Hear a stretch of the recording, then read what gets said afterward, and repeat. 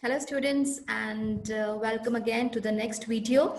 Like if you have watched my videos continuously, the last video was on unit 3 and I've covered two topics of unit 3, that is the Say's law, the classical theory, as well as the Keynes criticism of classical theory. So these were the two things we covered. I hope you have watched it. Now, in this particular video, we'll cover the remaining part of Unit 3, that is Keynesian theory of employment. And at the end, we will compare both the classical theory as well as Keynesian theory of employment and find out the difference between the two, right? So let's begin. And I'll share my screen with you, my presentation with you. I hope you all are studying, you are watching videos regularly, making notes regularly, okay? Because also I'll be sharing with you all multiple choice questions for your practice, right? So it's important that you watch videos and your concepts are clear, because to answer multiple choice questions, it's very important that your fundamental knowledge is clear. Understand? So do watch and make notes and start studying.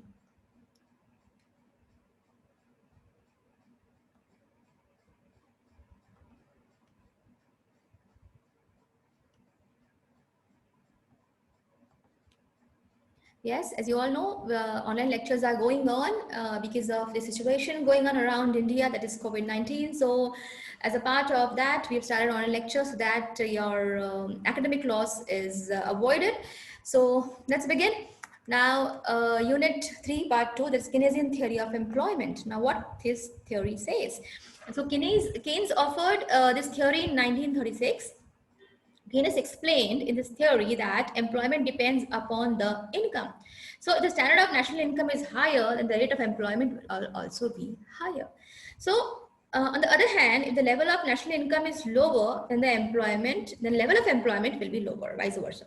So the equilibrium level of income and employment will be that where aggregate demand is equal to aggregate supply. So according to Keynesian, the main reason of unemployment is deficiency of aggregate demand. Aggregate demand can be increased by increasing investment as consumption remains constant in short run.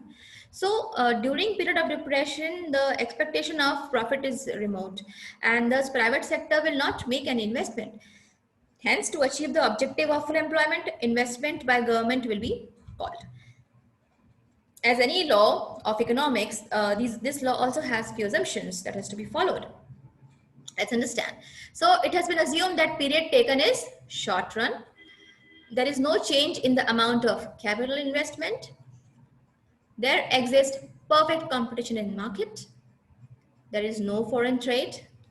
There is no government interference. The propensity to consume is stable. There should be no change in the methods of production. There should be no change in the distribution of wealth. Savings is a function of the income.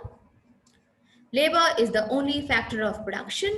And last assumption is investment is function of rate of interest. So these were the assumptions. Now let's see how the law goes. So Keynes proved this fact that supply cannot create its own demand, and there is no tendency of the economy towards full employment. So if at any time aggregate demand falls, then unemployment takes place. And if aggregate demand increases, then inflation takes place. So as regards the question of national income and employment determination, it is determined by what? Aggregate supply and aggregate demand. So according to Keynesian theory, national income is a function of level of employment. So it is given in the form of the formula, that is Y is the national income is equal to F function of N employment. So level of employment is a function of effective demand on the other hand. So N, that is employment, is the function of ED, effective demand. So effective demand expresses the equality between what? Aggregate demand and aggregate supply. That ED, effective demand, is equal to AD plus AS. That is aggregate demand plus aggregate supply. So these are a few functions that you have to remember. What is the first function? Income is a function of employment. Y is equal to function of N. Now, level of employment is a function of effective demand. N is F function of ED, and ED is equal to AD plus AS. That is aggregate demand plus aggregate supply. Okay. Now, Aggregate supply is what? According to Keynes, aggregate supply is equal to national income at market price. Like in other words, national income is equal to the price of goods and services produced in the economy, in the country. We have studied. So the national income is divided into three parts: consumption, savings, and taxes. So the function is AS, that is aggregate supply, is equal to Y is national income, is equal to consumption plus savings. The how it goes, AS is equal to Y is equal to C plus S, because we know that aggregate supply is Y, that is national income, and national income is includes what? Consumption, savings, and taxes. So what is aggregate demand? Aggregate demand is the amount of consumption and amount of investment expenditure at each level of income. So there are two components of aggregate demand: consumption expenditure and investment expenditure. So Y, aggregate demand, can be expressed as is equal to C plus I. What does C stands for? C means consumption expenditure and I stands for investment expenditure. Okay, so these functions you should remember, right? So let's understand whatever we have studied about. That to understand this law, it is important to understand few concepts like consumption expenditure, propensity to consume, investment expenditure, and effective demand. Let's understand whatever we have just talked about in the previous slides.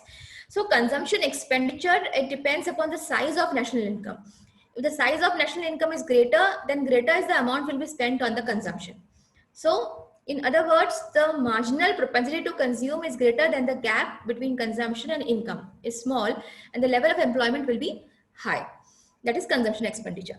What is average propensity to consume? It is the willingness to use a proportion of income Y for consumption. C is also known as average propensity to consume, APC. So APC is equal to C divided by Y. Okay, consumption divided by income. So as income increases, the average propensity to consume it decreases. So this is indeed because of the formula C upon Y. So this is indeed observable in the fact that wealthy individuals consume a smaller proportion of their income than to poorer people who may in fact be forced to receive money from others. So this is how it goes. The next concept is investment expenditure. Now, investment expenditure depends upon the two factors, that is marginal efficiency of capital and current rate of interest. So if marginal efficiency of capital is lower than the rate of interest, the demand for investment will be low. So the aggregate demand curve rises upward from left to right.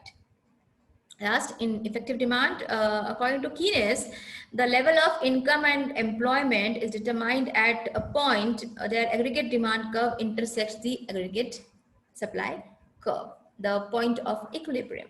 So that is effective demand. So let's understand with the help of a schedule the determination of employment. Now in the schedule you can see 4 columns. The first one is about employment in lakhs, aggregate demand in crores, aggregate supply in crores, and trend of employment. Let's understand. So above table indicates that when the level of employment is 50 lakhs, then both aggregate demand and aggregate supplies are equal to 600 crores. Can you see the table, the second last column? The second last row, sorry. See the second last row where equilibrium is written.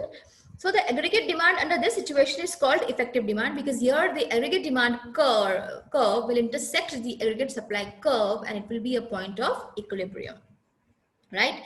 So let's understand this with the help of a figure. Second, yes. So in figure, employment is shown on OX axis and expected receipt on OY axis. So AD, that is aggregate demand, is aggregate demand curve, and AS is aggregate supply curve. Both intersect at point E. Can you see? So aggregate demand at point E will be called effective demand. So point E is the point of equilibrium. And point E shows that in equilibrium position, level of employment OQ and expected receipts OP. Okay. Now, see in the another figure, equilibrium not necessarily at full employment. That means the another concept. So let's understand this graph. Okay. So equilibrium need not coincide with full employment. So it can be possible even under less than employment. So it is shown in the figure, this one, that AS is aggregate supply curve, and AD and AD1 and AD2 are different aggregate demand curves. So when aggregate demand is AD, then equilibrium is at point E. We have just seen. It signifies underemployment equilibrium. So economy will have full employment equilibrium only when OQ1, number of laborers, get full employment. OQ1. Okay. So E2 indicates over full employment equilibrium. Do you understand this? So this point, this concept is about equilibrium, not necessarily at full employment. You can get equilibrium also at different points, right? This is what is explained in this particular graph. Now, there are a few important concepts like significance of Keynesian theory of employment. What is the significance of the theory of studying this theory? So let's understand first theoretical significance. Now, theoretical significance and first is revival of macroeconomics. That is, macroeconomics is concerned with what? With economic aggregates, you know, that's such as national income, aggregate consumption, aggregate demand, full employment, total investment, about the aggregates, economy as a whole.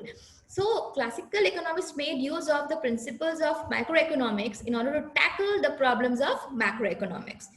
Therefore, clarified that it will not be logical to apply the principles meant for macro problems to macroeconomic problems. The next significance, theoretical significance, is monetary theory. He has examined, the Keynes has examined in a more realistic way the effect of change in the quantity of money on output, employment and price level. So he has also acknowledged the mutual dependence of real factor and monetary factor in his theory of employment. So that is theoretical significance. The last is psychological law of consumption. Now this law states that increase in income leads to increase in consumption, but increase in consumption is less than the increase in income. So on the basis of this law, Keynes has repudiated Say's law of market. We have seen in the criticism in the last video. Now, what are the practical significance of Keynesian theory of employment?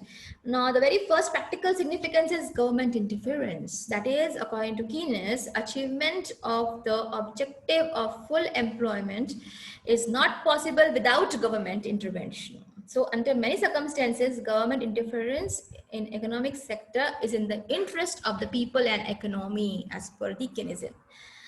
The next significance is social accounting. Now, social accounting refers to countries' income expenditure accounting, right? So, on the basis of such accounting, government formulates economic policies. Importance of such accounting was made clear by Keynes. Next is fiscal policy. So, Keynes has given much importance to fiscal policy with reference to full employment. According to him, public works programs proved to be quite helpful in removing unemployment and depression. The next significance is deficit financing. Now, government can meet budgetary deficit in many ways. Like, for example, by borrowing from the banks or printing new currency notes, right? So as a result, deficit financing, aggregate demand increases and also increases output and employment. Right? So according to him, in the short run, consumption expenditure remains stable. Hence, aggregate demand can be increased by increasing investment. The next is full employment. Because of Keynesian economic approach, policy of full employment has become the major policy of almost all countries. Now, all economies, whether planned or unplanned, treat full employment as the most desirable objective of the economic policy, right? If there is full employment, then the economy is moving on smoothly, we assume, right? So the next is national income. Keynes has stressed the practical importance of study of national income. He has propounded a new concept of net national income and arrive by deducting user cost and supplementary cost from gross national product. Right? And the last is wage policy. Keynes also believed that to reduce unemployment and to increase employment opportunities, it was very essential to reduce real wages. Like, with a view to reducing real wages, Keynes therefore suggested increase in price levels. That's what he suggested. So these are very important significance of Keynes' theory of employment. But as there are significance, the criticism follows. So let's understand the criticism of Keynes' theory of employment, right? So the very first criticism is the concept of equilibrium is self-contradictory. That is, economic equilibrium was possible is less than full employment level. Many economists have criticized this view of Keynes because according to them, equilibrium can be possible when there is full employment in them and full utilization of the resources. The next criticism is Keynesian economic analysis is mainly a static analysis, they said. So Keynes did not clarify that when we move from one position of equilibrium to other, how and in what way investment undergoes a change. So this is on this ground he was criticized. The next criticism is Keynesian theory is a short-run economic analysis having no concern with a longer period. But it doesn't happen. You have to study for a long period, right? The next criticism is Keynesian economics is based on the unrealistic assumption of perfect competition. Like you've studied macroeconomics, perfect competition never exists, right? There is always imperfect competition. But we know that in real economic world, conditions of perfect competition is a imagination, right? It is an imagination. The next criticism is Keynesian theory of employment is not a general theory. Why? Because it does not pay any heed to technical unemployment. Its application is confined to rich countries like England, America, etc. The next is Keynesian theory of employment is based on the unrealistic assumption of closed economy. That is, according to this theory, aggregate demand is not influenced by imports and exports. But does this happen in the real life? No, in the real world, imports and exports are very normal, right? Okay, further to continue the criticism, the next criticism is Keynes' concept of multiplier has also limited applicability. Like why? From the point of view of the operation of several economic activities, it has limited applicability, and the concept of multiplier is dependent on assumptions that are not applicable to underdeveloped countries, and therefore it is criticized on this ground. The next is there is a lack of the principle of acceleration in Keynes theory. Why? The concept of multiplier is based on marginal propensity to consume, while the concept of acceleration states that due to increase in consumption, there is many times more increase in production of capital goods. Right?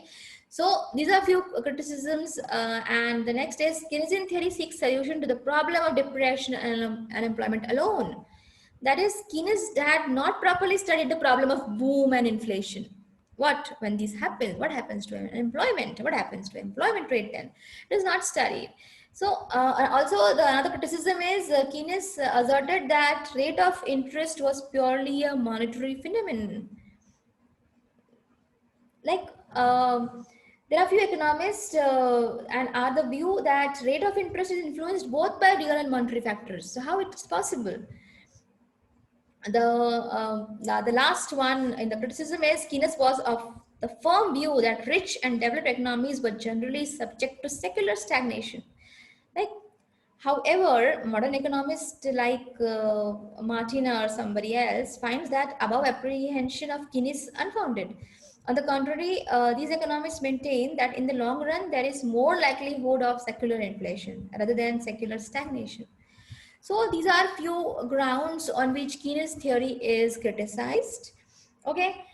There are different questions you can be asked. You can be asked to an explanation of Keynesian theory of employment. You can be asked assumptions separately. You can be asked significance of the theory separately. You can be asked criticism. So there are different questions that can be asked, right, in the examination. Like the next topic is features. Let's understand the features of Keynesian theory of employment one by one. There are 8 features. We'll understand them one by one. Okay. Now, the short-run nature of Keynesian economics. That is, it is a short-run economics. We know Keynesian has assumed that this law is true only in the short run. So short-run refers to that period of time in which production cannot be influenced by making any new plants, any new machines, or by changing techniques of production. You can't do anything in the short run. You can do nothing. So due to short run, only he has taken the aggregate supply as constant and consumption also as constant. So labor is only variable factor of production. So production can be increased only by increasing level of employment. This is the first feature. The next feature is macro in character. Now, macroeconomic analysis, study of entire economy, we know it. So it mainly concerned with aggregate income, production, consumption, investment, etc.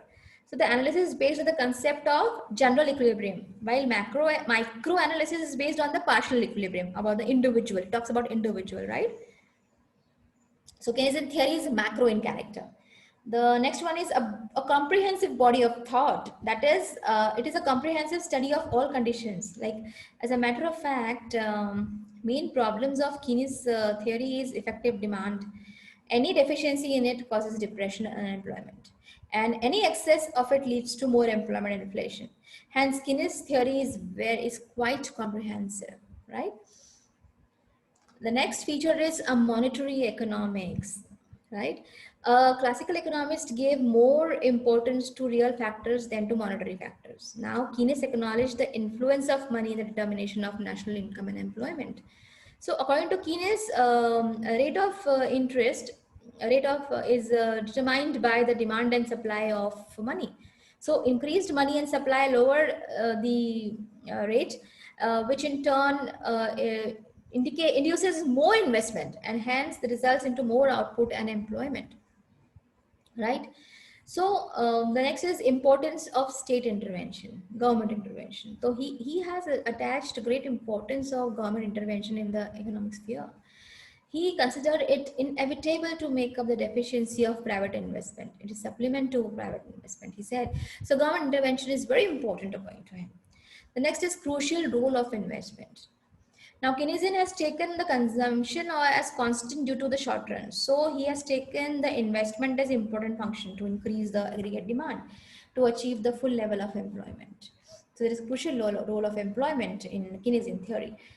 The next one is comparative static analysis. That is, it involves a comparison of the new equilibrium position with the original position to change in some economic variables. So it compares the position of equilibrium at different points. The last feature is general theory, that Keynesian has laid the special emphasis on the term general. So the objective of this title is to render it separate from the economic principles of classical economists. He wanted to make it different. So his theory is also called general theory due to three reasons mainly. The very first one is it studies different level of employment. The second, it is called general theory because it discusses inflation and deflation along with unemployment. And third point is it studies changes in total employment, output, and other aggregates in the economy. So these are the features of Keynesian theory of employment. Now, this is all about the theory of Keynesian theory. Now, to understand the difference between both theories that we have studied in Unit 3, that is Keynesian theory and classical theory of employment. Okay, so we'll compare them on these 11 grounds. On these 11 bases, we'll compare them one by one. Okay, let's start. Now, the very first basis is concept of unemployment. Now, Keynesian theory of employment says that an involuntary unemployed person is one who is willing to work at the less than existing rate of real wage. But the classical theory says an involuntary unemployed person is one who is willing to work at the existing rate of money wage, but does not get the work. So this is the first basis of differentiation. The next is concept of equilibrium. Now, according to Keynesian theory, equilibrium refers to a situation having no tendency to change. It is not necessary that there should be full employment when the country is in its equilibrium. But according to classical theory of employment, equilibrium refers to that situation in which demand for a commodity is equal to its total supply. So under equilibrium, there is full employment in the economy according to classical theory. The next point, the next basis of differentiation is relative importance of demand and supply. Now, Keynes laid more stress on the aggregate demand in the determination of income and employment. We just studied. But in classical, it is laid more stress on the aggregate supply and determination of income and employment. Another difference. Now, the next is function of money. Like the function of money is to serve as a medium of exchange as well as a store of value. So people demand it in order to hold it in liquid form, according to Keynesian. But according to classical theory, the function of money is to serve as a medium of exchange. Okay. Now, rate of interest. The rate of interest is is determined by monetary factors according to Keynesian. So also ROI is determined at a level where demand and supply of money is equal according to Keynesian. But according to classical theory, the ROI, that is rate of interest, is determined by real factors. Also, ROI is determined at the level where savings and investments are equal according to classical theory. You're getting my points, the differentiation points between both theories. The seventh one is adjustment of price and output. I think, no, sorry, sixth one. Adjustment of price and output. Now, since the less, like according to Keynesian, I'm talking about that since the less than full employment is a normal condition like of the economy due to change in AD, that is aggregate demand. So change in output will be quicker than change in price according to Keynesian. But as per classical theory, since the full employment is a normal situation of the economy, as a result of change in AD, change in price will be quicker than change in output, right? The next is cut in wages. Now Keynesian believed that any reduction in the money wage was likely to cause fall in effective demand. He said, so cut in real wages by raising price level is preferred in Keynesian. But as per classical, full employment could be achieved by lowering the money wage. Right, you'll understand differentiation only when you have gone through my first video. That is where I have explained Say's law and where Keynes has criticized Say's law. So please, to have a connection and understanding, go by sequence, right? Watch my previous videos, then only you'll understand this. The next point of differentiation is necessity of state interference. Like according to Keynesian, economy is not automatic and therefore government interference is very important. But according to classical theory, free market economy is automatic. Everything will be fixed automatic, right? Now the next basis of differentiation is saving in social wise. Saving is social wise. Now they treated saving as a social wise. To increasing employment, spending should be given more importance than the saving according to Keynesian. But classical theory treated saving as a private and social virtue. So according to saving was the basis of capital formation. So the main differentiation, opposite to each other, right?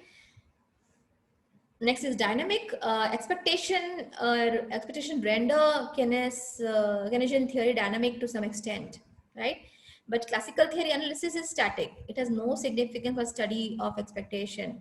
The expectation plays important role in determining marginal efficiency of capital. So in its turn, determines the level of employment. So this is how. And the last differentiation point is practical. That Keynes theories are more pragmatic, whereas classical theories has contributed very little in solving practical problems. So this is how it goes. Your unit is over now, your third unit. So what you have covered in the first video. In third unit, the Say's law, and then we've criticized Keynes' criticism given by Keynes on Say's law is the next question we have studied. And this part 2 today, what we have studied is Keynesian theory of employment, its assumptions, its significance, its criticisms, its features, right? And then lastly, what we did is we compared, right? We compared both the theories. So watch both the videos and only you'll understand it. Thank you so much for watching. See you in the next video, students. Till then, take care.